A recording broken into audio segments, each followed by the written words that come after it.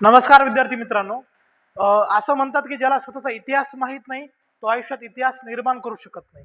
Okay, या वाक्याकडून आपण थोडासा बोध घेऊन आज 2 दिवसापूर्वी जी नुकतीच गट ब व गट क ची जी जाहिरात आली आहे त्या अनुषंगाने पुढे येऊ घातल्या परीक्षेसाठी आपण इतिहास विषयाचा नेमका अभ्यास कसा करायचा आणि कोणती स्ट्रॅटर्जी असली पाहिजे त्या संदर्भात आपण 2 व्हिडिओच्या माध्यमातून आपण त्या ठिकाणी थोडीशी माहिती घेऊ. बघा, आपण असं म्हणतो की इतिहास म्हणजे फक्त सण आणि सणावळ्याच, ओके, किंवा सांगितल्या गोष्टीच असं नाही मित्रांनो. जर आपण व्यवस्थित बारकाईनं निरीक्षण केलं, इतिहासाला ॲज अ सब्जेक्ट म्हणून बघितलं तर तुम्हाला सुद्धा त्या विषयामध्ये भरपूर सारे मार्क पडू शकतात. बघा, नेमकं कसा अभ्यास करायचा, नेमकी रणनीती काय असली पाहिजे, स्ट्रॅटर्जी काय असली पाहिजे, त्यावर आपण थोडंसं डिस्कस करू पुढच्या काही मिनिटामध्ये. Okay, to be continue. बघा, जर आपण इतिहासाचा अभ्यास करतोय तर आपल्याला सुरुवात करतानाच एक कालबद्ध पद्धतीने इतिहासाची रचना करावी लागेल. बघा, मी शक्यतो जो इतिहास आहे, बरोबर आहे, जो इंग्रजांचा रिलेटेड इतिहास आहे, त्या अगोदरचे संस्थानिक होते त्यांचा रिलेटेड इतिहास आहे, त्याची मी विभागणी अशी एक 4-5 मुद्द्यामध्ये केली आहे. त्यामध्ये पहिला मुद्दा आहे इसवी सन 1600 ते 1757 पर्यंतचा इतिहास. बघा, हा जो इतिहास आहे मित्रांनो, हा प्रायमरी स्टेजवर युरोपियन सत्ता भारताकडे येतात, बरोबर आहे, व्यापारी म्हणून येतात आणि शेवटी काय होतात, सत्ताधीश होतात. ओके, मग त्यांनी येताना काय आणलं होतं, त्यांनी येताना फक्त तराजूचं माप आणलं होतं मित्रांनो. आणि इथं आल्याच्या नंतर त्यांनी काय केलं, इथली सत्ता त्यांनी हातात घेतली. म्हणजे माप आणलं होतं फक्त तराजूचं व्यापारासाठी आणि तिने इथं आल्याच्या नंतर सत्ता हातात घेतली, सत्तांतरण केलं, बरोबर आहे. हे एका दिवसामध्ये घडलेलं नाही मित्रांनो. त्यासाठी त्यांना 300-350 वर्ष अक्षरशः इथं झुंजावं लागलंय. ओके, बघा, जो सुरुवातीचा इतिहासाचा टप्पा आहे अभ्यासाचा आपला इसवी सन 1600 ते 1757. मग यामध्ये काय अभ्यासायचं मित्रांनो, बघा, यामध्ये अभ्यासायचं युरोपियन व्यापारी कंपन्या. ओके, ज्या काही युरोपियन व्यापारी कंपन्या भारतामध्ये आल्या होत्या, असं म्हणतात की 1498ला पोर्तुगीज खलाशी वास्को दी गामा कलिकत बंदरात आला वगैरे, बाकी त्याला झामोरीन राजांना मदत केली. मग त्याने ते द्रव्य दिलं, सुरुवातीला मसाल्याचा व्यापार केला, काळी मिरचा व्यापार केला, परत त्याला व्यापाराची लालसा लागली, परत आला तो, त्यानंतर इंग्रजांचं येणं जाणं सुरू झालं. ओके, बघा, आपण व्यापारी कंपन्या बघत असताना आपण पहिली कंपनी बघतो की पोर्तुगीज. ओके, असं म्हणतात की पोर्तुगीज भारतामध्ये सगळ्यात पहिल्यांदा आले आणि सर्वात शेवटी काय झाले रे, ते भारतातून निघून गेले, बरोबर आहे ना. 1498ला आले आणि 1961ला आपला गोवा मुक्त झाला आणि पोर्तुगीज काय झाले, निघून गेले. म्हणजे इंग्रजांनी आपल्याला 1947ला स्वातंत्र्य दिलं, पण त्यानंतर सुद्धा आपला काही जो भाग होता गोव्याचा तो कोणाकडे होता, पोर्तुगीजांकडे होता. असं गमतीनं म्हणलं जातं की सर्वात सुरुवातीला पोर्तुगीज आले आणि सर्वात शेवटी कोण गेले, पोर्तुगीजच गेले. बघा, म्हणजे युरोपीय जे व्यापारी कंपन्या होत्या त्यातली पहिली कंपनी होती मित्रांनो पोर्तुगीज कंपनी. त्यानंतर डच कंपनी. ओके, त्यानंतर आले आपले इंग्रज, बरोबर नाही, ज्यांनी भारताला पुढचे 300-350 वर्ष अक्षरशः पिळून काढलं. त्यानंतर डेन आले, त्यानंतर फ्रेंच आले.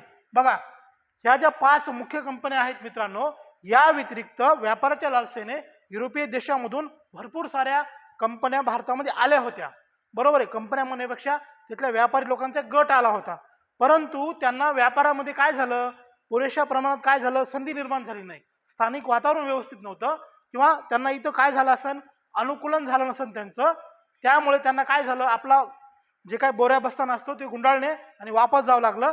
त्याच्यामुळं ज्या काही टिकल्या, आपण जे आइन्स्टाईनचं जे वाक्य आहे, सर्वायवल द फिटेस्ट, जे आपण म्हणतो जो सक्षम आहे तोच त्या ठिकाणी टिकेल, असं जे आपण म्हणत असतो, त्यानुसार पोर्तुगीज, डच, इंग्रज, डेन आणि फ्रेंच या 5 कंपन्या भारतामध्ये स्थिर झाल्या आणि त्यांनी भारतामध्ये व्यापार वाढवला मित्रांनो. बरं, व्यापार वाढवला, पैसा आला. मग पैसा आल्याच्या नंतर त्यांनी काय केलं, स्थानिक राजकारणामध्ये काय केलं, ढवळाढवळ करायला सुरुवात केली. बघा, त्यानंतर त्यांनी सर्वात जो सुजलाम सुफलाम प्रांत होता, बंगालचा प्रांत, त्यावर लक्ष घालायला सुरुवात केलं आणि त्यामध्येच 1740 ते 1772 या काळामध्ये त्यांनी बंगाल प्रांतावर काय केलं मित्रांनो, त्या ठिकाणी बंगाल प्रांत त्यांनी काबीज करण्याचा प्रयत्न केला. त्यामध्ये त्यांनी सिराज उद्दौला, प्लासीची लढाई, मीर जाफर, मीर कासिम असे जे काही कॉम्प्लिकेशन असणारे घटक आहेत ते तुम्हाला परीक्षेमध्ये सारखे विचारले जातात की मीर कासिम कोण होता, सिराज उद्दौला कोण होता, मीर जाफर कोण होता. या सगळ्यांच्या कॉम्प्लिकेशन मधून प्लासीची लढाई झाली आणि या लढाईचा परिणाम असा झाला की इंग्रजी सत्तेचा भारतावर काय रोवला गेला, पाया रोवला गेला. आपला हे सुद्धा काय करायचं मित्रांनो, अभ्यासायचं आहे. एकंदरीत आपल्याला इतिहासाचा अभ्यास कशाचा करायचा आहे? आपल्याला मार्क्सवादी व्हायचंय. आपल्या जेवढे परीक्षेमध्ये मार्क पडतील त्यानुसार आपला काय व्हायचंय, त्यासाठी इतिहासाचा अभ्यास करायचा आहे. बघा, बंगालचा प्रांत, त्यासोबत बंगाल सोबत बंगाल, बिहार आणि ओरिसा हा जो प्रांत आहे मित्रांनो, तो सुद्धा त्या ठिकाणी तेवढाच पॉवरफुल, आर्थिकदृष्ट्या तेवढाच संपन्न होता. बघा, मग हा मुद्दा आपण क्लिअर केल्याच्या नंतर बंगालचा मुद्दा क्लिअर केल्याच्या नंतर आपण थोडस मीर जाफर, मीर कासिम, सिराज उद्दौला हे जे व्यक्तिगत सत्ता केंद्र होते त्या काळातले, याकडे आपला अभ्यास करणं गरजेचं आहे मित्रांनो. आणि सगळ्यात महत्वाचं की प्लासीची जी लढाई झाली होती मित्रांनो 1757 साली, जी प्लासीची लढाई झाली होती, याने असं म्हणतात की इंग्रजी सत्तेचा भारतामध्ये पाया रोवला गेला. मग त्या परीक्षेचा सुद्धा आपल्याला अभ्यास करणं गरजेचं आहे. एखाद्या युद्धाचा अभ्यास करायचा आहे, त्याचा इफेक्ट कसा झाला, कारण काय, परिणाम काय, हे सुद्धा आपल्याला त्या ठिकाणी बघणं गरजेचं आहे मित्रांनो. बघा, त्यानंतरचा जो काळ आहे मित्रांनो, आपण थोडंसं अभ्यासाच्या संदर्भात जर विचार केला तर ब्रिटिशांचं शैक्षणिक धोरण, बरोबर आहे. बघा, ब्रिटिश आले, सत्ता घेतली, पण ब्रिटिश असे पण नव्हते की त्यांना काहीतरी पॉलिसी नव्हती, बरोबर आहे. त्यांना इथल्या जनतेमध्ये निव्वळ त्यांना काय करायचं, तयार करायचं होतं की त्यांना राज्य करायचं होतं. Oh they want rule on the Indian people. त्यांना जर राज्य करायचं आहे तर त्यांना जे हाताखाली लागतात, कर्मचारी लागतात, ते तर इथे तयार करावं लागतील, बरोबर आहे. म्हणून त्यांनी काय केलं, एक थोड्याशा प्रमाणात काय केलं की शैक्षणिक धोरण त्यांनी राबवायला सुरुवात केली. बघा मित्रांनो, तुम्हाला पटो अगर न पटो, आपला ही गोष्ट मान्य करावं लागेल. आत्ता जे आपण ज्या गोष्टीचा अनुभव घेतोय, इंग्रजांनी त्याची कुठं ना कुठे सुरुवात केली असते. बघा, मग या शैक्षणिक धोरणामध्ये वुड्सचा खलिता, बरोबर आहे, 1854 साली वुड्स डिस्पॅच त्याला म्हणतात, वुड्सचा खलिता आला मित्रांनो. आणि या खलितान्वये काही शैक्षणिक गोष्टी, जो काही भारताचा इंग्रज बहुल प्रांत होता, इंग्रजी सत्ता असणारा प्रांत होता, त्या ठिकाणी मित्रांनो राबवायचं असं ठरवलं गेलं. 1854चा वुड्स डिस्पॅच, त्याला वुड्सचा खलिता म्हणतात मित्रांनो. त्यानंतर हंटर कमिशन, बरोबर आहे, 1882 साली जे हंटर कमिशन आलं स्त्रियांच्या शिक्षणासाठी, त्यांनी आमूलाग्र बदल सुचवले, असं ते हंटर कमिशन. ओके. त्यानंतर शिक्षणाचा झिरपता सिद्धांत. ओके, आता ही काय भानगड आहे शिक्षणाचा झिरपता सिद्धांत? बघा, इंग्रजांची एक त्यांच्या मनामध्ये एक दृढ होतं की जर आपण वरच्या वर्गाला जर शिक्षण दिलं, तर ते शिक्षण खाली झिरपत खालचा जो कनिष्ठ वर्ग आहे त्याकडे ते शिक्षण झिरपत येईल, असा त्यांचा झिरपा सिद्धांत होता. असो, त्यांची विचारसरणी त्यांच्यासोबत झिरपता सिद्धांत. त्यानंतर आपल्याला जर पुढचा काळ बघायला गेलं, आपण जर 1757च्या पुढचा जर काळ बघायला गेलं तर आपला 1757 ते 1900 या दरम्यानचा जो काळ होता, त्या काळात काही उठाव झाले होते मित्रांनो, स्थानिक उठाव होते, त्याची धार्मिक, राजकीय वेगवेगळी कारणे त्या ठिकाणी अभ्यासणे गरजेचं आहे मित्रांनो. बघा, त्यानंतर काही जमीन महसुली पद्धती आहेत, त्या जमीन महसुलीमध्ये कायमधारा पद्धत असेल, रयतवारी पद्धत असेल, महालवारी पद्धत असेल. आता बघा, इंग्रज आले होते मुळात व्यापार करायला, त्यांचा व्यापाराचा उद्देश सरल्याच्या नंतर काय झालं, त्यांच्याकडे सत्ता केंद्र आले, बरोबर आहे. मग सत्ता घ्यायची म्हणजे कशासाठी घ्यायची, लोकांचं काय करण्यासाठी, शोषण करण्यासाठी घ्यायची लोकांचं शोषण करण्यासाठी घ्यायची. मग अशा वेळेस मग तुम्ही विचार करायला पाहिजे की जर इंग्रज सत्ता करतात म्हणजे ते आपल्याकडून काहीतरी टॅक्स घेणार, बरोबर आहे. आपण आमिर खानचा लगान चित्रपट बघतो बघा, त्यामध्ये त्यांनी त्या लगानसाठी क्रिकेटची मॅच होते आणि शेवटी आमिर खानची टीम त्या ठिकाणी जिंकते. ओके, तो सुद्धा कायमधारा पद्धतीचा किंवा आपण त्याला काय म्हणतो, रयतवारी पद्धतीचा, महालवारी पद्धतीचा एका कर आहे, टॅक्स आहे, आणि त्यासाठी ते एक प्राथमिक उदाहरण दिलंय बघा त्यांनी तिथं. मग आपल्या ही कर पद्धती सुद्धा समजून घेणं गरजेचं आहे. त्यानंतर 1857चा उठाव झाला मित्रांनो. असं म्हणतात की भारतीयांना झोपेतून जागा करण्याचं काम या 1857च्या उठावानं केलं मित्रांनो. आणि या उठावाच्या माध्यमातूनच पुढे भारतामध्ये क्रांती झाली आणि त्या क्रांतीचं स्वरूप कुठंतरी 1947ला भारताला स्वातंत्र्य मिळण्यामध्ये झालं. म्हणजे आपण म्हणतो ना, स्वातंत्र्याची पहिली ठिणगी जी पडली, बरोबर ना, स्वाभिमान जागा झाला. इथं 1857 मध्ये भारताचा स्वाभिमान जागा झाला आणि 1857 पासून काय झालं, पुढे पूर्ण भारतीय स्वातंत्र्य लढ्याची, चळवळीची दिशाच बदलली गेली. मग आपल्याला प्रामुख्यानं परीक्षेच्या दृष्टिकोनातून 1857चा उठाव, त्याची कारणे, घटनाक्रम, परिणाम आणि स्वरूप हे सुद्धा पाहणं गरजेचं आहे मित्रांनो. बघा, एवढं सगळं बघितल्याच्या नंतर आपण मेन फोकस येतो कुठं, 1885 नंतर.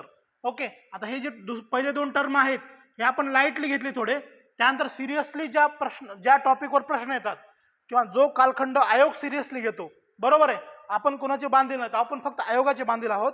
आयोग ज्या ठिकाणी जी गोष्ट सिरियसली घेतो तो आहे 1857, तो 1985, 1985 ते 1905, 1905 ते 1920 आणि त्यानंतर शेवटचा 1920 ते 1947चा काळ मित्रांनो. बघा 1857 ते 1905 चा कालखंड का म्हणतोय मी, कारण याच काळामध्ये काय झालं, थोडेसे आपले लोक अवेअर व्हायला लागले आणि इंग्रजांनी सुद्धा मान्य केलं सॉरी मान्य केलं की भारतीयांना थोड्या थोड्या का होईना सोयी सुविधा दिल्या पाहिजेत. बरोबर आहे. ॲज अ ह्युमन आपण त्यांना काय केलं पाहिजे, आपल्या राजकीय संस्थांमध्ये सामावून घेतलं पाहिजे. त्यानुसार दादाभाई नौरोजी असतील किंवा इतर जे काही त्यासारखे त्या काळातले तत्कालीन राजकारणी भारतातले, ते त्या ठिकाणी सरकारमध्ये कोणत्या ना कोणत्या विषयावर समावेश होत गेला.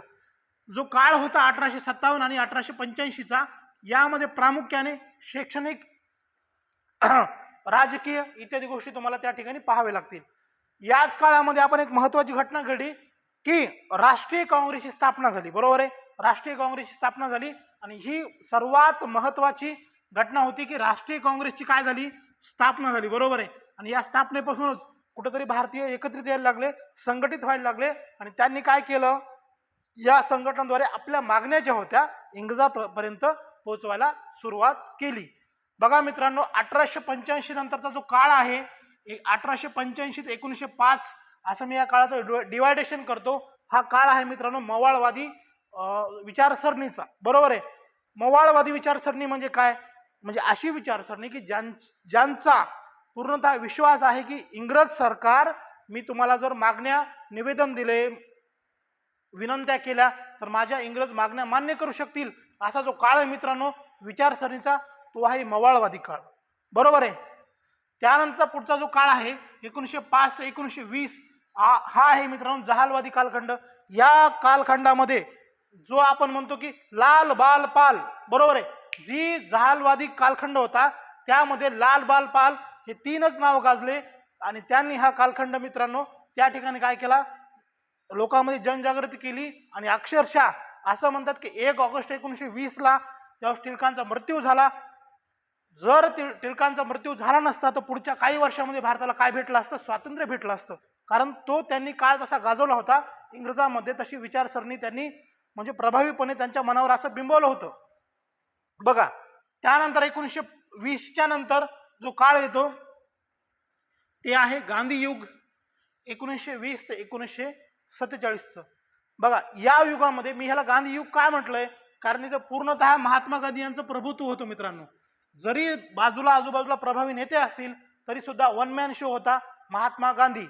बरोबर. असं म्हणतात की बापूजीने काय केलं की समुद्राच्या कडेचं कणभर मीठ उचललं आणि तिकडे काय झाला, इंग्रजी सत्तेचा पाया खचला असं म्हणतात. बघा एवढं म्हणणं म्हणजे साधं काम नाहीये, आणि या माणसामध्ये तेवढी पावर होती, लोकांचं संघटन होतं. बरं या माणसाने काय केलं रे, तर या माणसाने काय केलं मित्रांनो, चंपारणा सत्याग्रह केला, खेडा सत्याग्रह केला, गिरणी कामगार सत्याग्रह केला, अहमदाबाद या ठिकाणी झाला. त्यानंतर असहकार चळवळ केली, स्वराज्य पक्षाची स्थापना यांनी जरी केली नसली तर यांच्या विचारसरणीला बाजूला होऊन काही लोकांनी स्वराज्य पक्षाची स्थापना केली. त्यानंतर सायमन कमिशनचा विरोध केला. त्यानंतर नेहरू रिपोर्ट, जिनाचे 14 मुद्दे. बरोबर ना. एक काळ असा होता की जिना आणि महात्मा गांधी यांची विचारसरणी एवढी जुळायची की त्या जिना आणि महात्मा गांधीला असं म्हणायचं की एकाच नववधूचे सुंदर 2 डोळे, असं या जिना आणि महात्मा गांधी यांना म्हणलं जायचं. बरोबर आहे. बघा हा काळ बघत असतानाच आपला नेहरूंनी काय केलं, सरदार वल्लभभाई पटेल यांनी काय केलं, सुभाषचंद्र बोस यांनी काय केलं, हा पूर्ण मित्रांनो त्या ठिकाणी परीक्षेच्या दृष्टीनं अभ्यास करणं गरजेचं आहे मित्रांनो. बघा त्यानंतर जो जहालवादी कालखंड होता त्यामध्ये ह्या सर्व गोष्टी आहेत. बंगालची फाळणी, मुस्लिम लीग, सुरत फूट, दिल्ली दरबार, प्रथम महायुद्ध, लखनौ करार, हुमरूल शासन आणि जालियनवाला बाग हत्याकांड. ओके.